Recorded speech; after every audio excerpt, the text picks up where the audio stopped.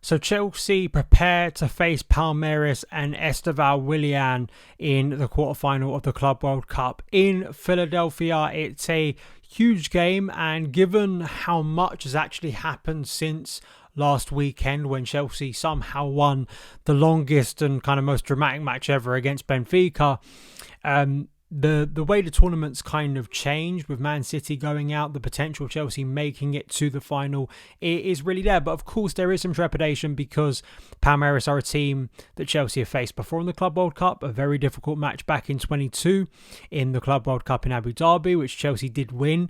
But obviously our performance and result against Flamengo earlier in the tournament, another big Brazilian side, raised some alarm bells. And without Moises Caicedo, without Romeo Lavia most likely, there is a concern about how Chelsea are going to operate against a team who are clearly, as we've seen, the South American teams really have made this tournament. So there's still that trepidation, and obviously narratively, Esteval Willian is going to take up a lot of the intrigue against the club he is about to join. So we're going to go through all of that, the team news, the situation with Pedro Neto, obviously regarding the tragic death of Diogo Jota and whether he'll play or not. And then we'll also get into Palmeiras, and then I'll give you my starting lineup. There is also the small, I guess, or maybe big potential inclusion of new signing Joao Pedro. So we may see a bit of him. So yeah, a lot of ground to cover.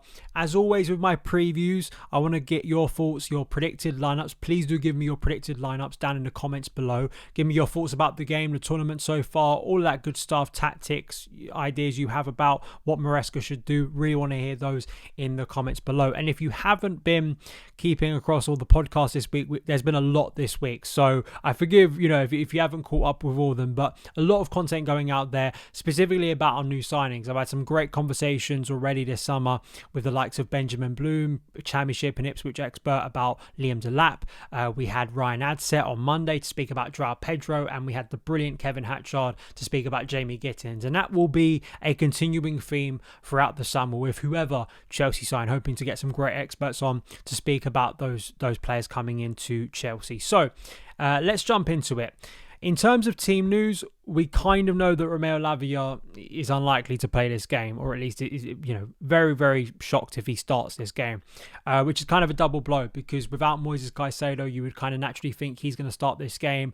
But Maresca already kind of hinting at a muscle issue, and it kind of does ring alarm bells because this is something we've seen consistently, and I don't think it's that shocking. It comes after a game where Lavia had to play a lot of football, probably the most he's had to play in one sitting really for Chelsea. So again, those question marks over Lavia's durability are going to be raised because despite his on-pitch talent and potential, it's been the massive problem with him at Chelsea so far since we signed him in 23 of keeping him on the pitch for a long period of time, and whether other players within the squad are going to take up those minutes.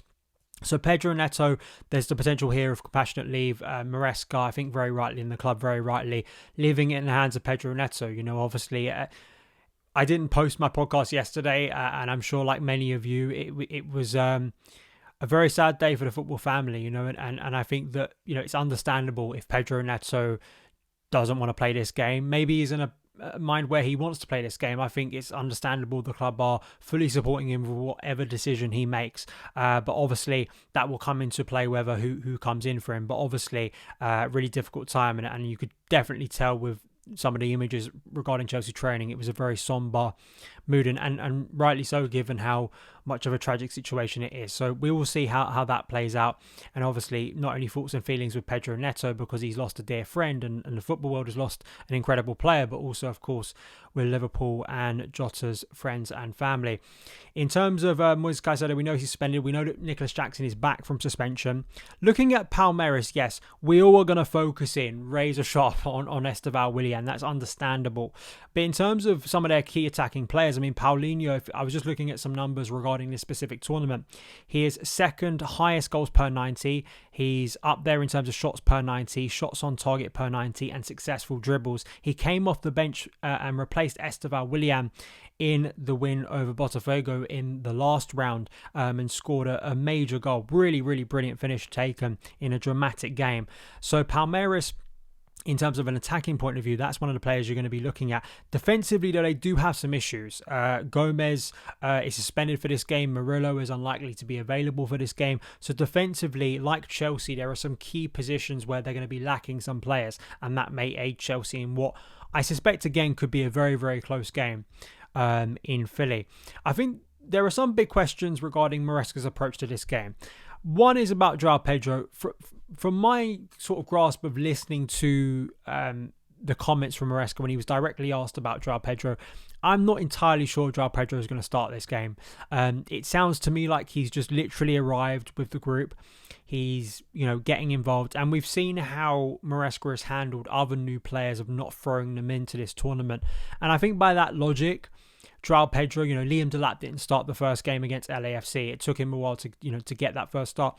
I think it will be the same for Joao Pedro. That doesn't mean he won't come off the bench, but I'd be absolutely stunned. I think there will be, of course, intrigue of, okay, if you are starting Joao Pedro, where are you starting him? I think that's the big question. And that's an exciting question, I think, for the long term. But I personally don't think he'll start this game. I think a more relevant question, that's something that could be shifted, is how Maresca sets up Chelsea.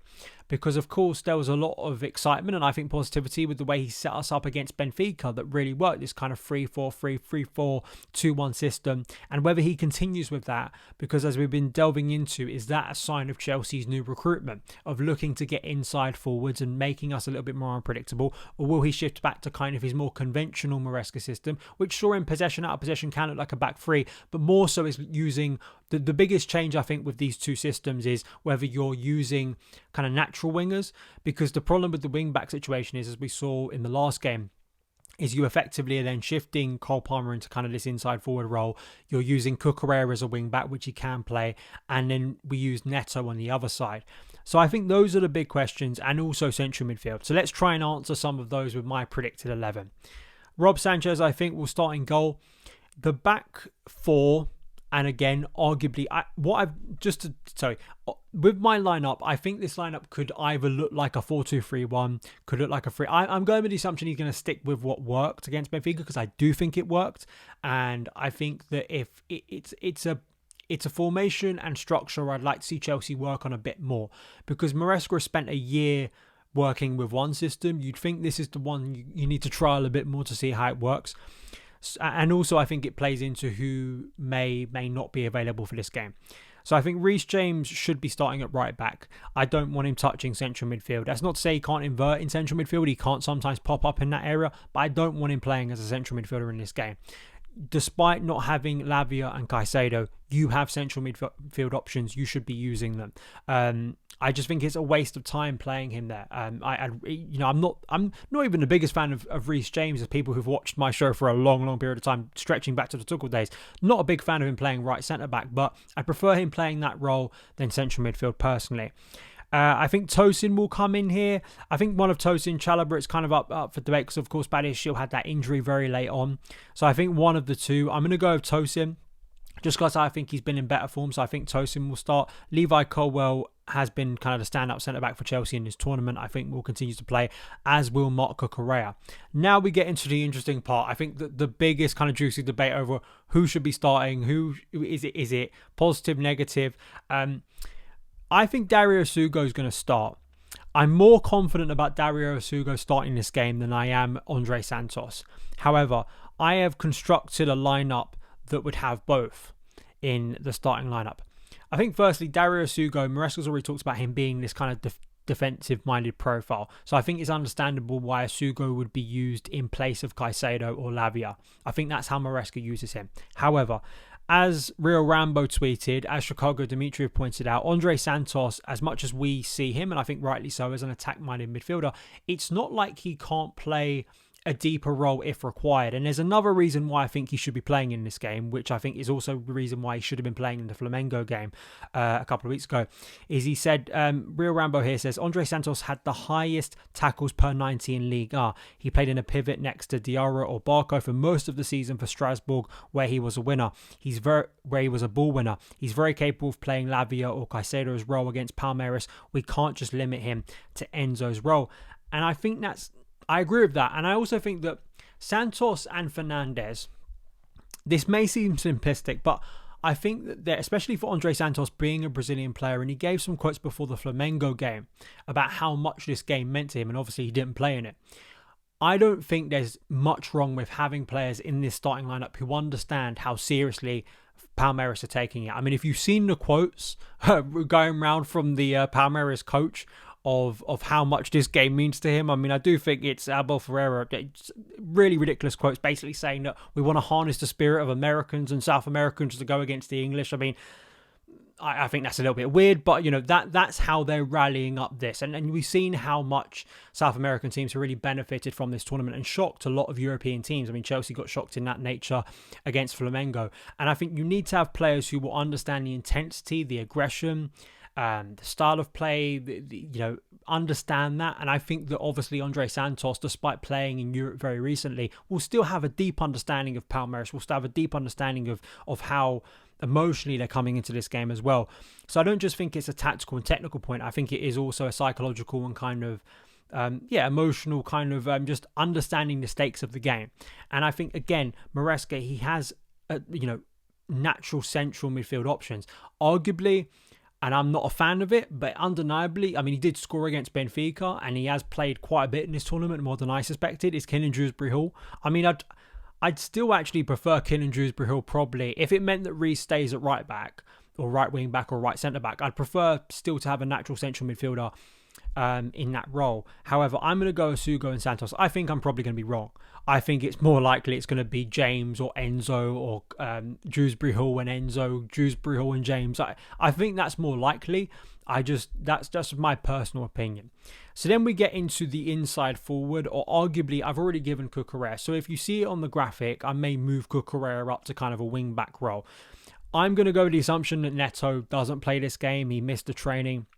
And it's understandable given the emotional time he doesn't play this game. So then you need to find who plays in where he was playing the other day. And I think Noni Madueke comes in here. I'd love to see Noni play a substantial part of this game because we've had so many conversations in recent days about his Chelsea career effectively being done. He's being linked to where he moves to Arsenal.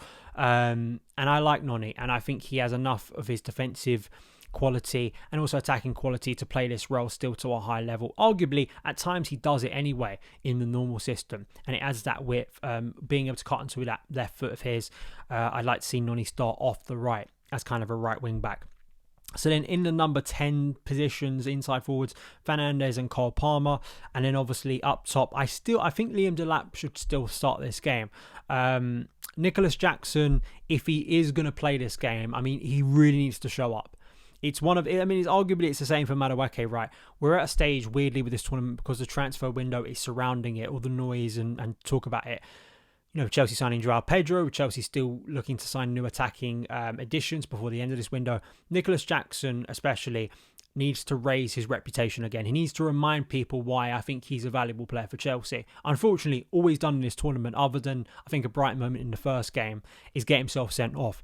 But I still would like to see Delap start this game. I think there were still some nice moments in that first half. And I also just think, again, temperament, fiery game. I like what I see from Delap in that nature, and I'd like to see him in this game as well, in this environment, and see how he'd manage. So that is my starting lineup. Whether it can get the job done for Chelsea, I'm not entirely sure. I think Chelsea, I think you've got to understand, at this stage, we have seen varying levels of performance from Chelsea. However, what I will say is against Benfica, that was the best performance of the Club World Cup by some distance from Chelsea. It was a level of performance that you just didn't see in the first 3 games. And I think part of it was due to the tactical setup of Maresca. Maybe it was due to the level of competition. And really, it shouldn't have been as dramatic as it was. So I kind of judge that performance very positively. And if we can replicate it, I think Chelsea can get through in this game. And also, there should be a sense that, look where we are, quarterfinal. Look at the fact that Man City have been knocked out. And it's not saying that Palmeiras are a walkover. It's not saying that the rest of the teams in this tournament are a walkover. That's not the point I'm making at all. I see some people in the comments saying we're just walking into games, arrogantly thinking we're going to beat everyone. No, clearly this tournament has proven there has been shocks, there has been upsets, and there has been a sign that the gap between European and South American football is actually a lot closer than many people anticipated. That's kind of my point, is that you've got to take that opportunity, you've got to take it seriously, and if Chelsea can get through this, they're one step away from reaching another Club World Cup final. So those are my thoughts. comments down below. Follow me across the socials at SonOfChelsea, and I will see you again very, very soon. All the best.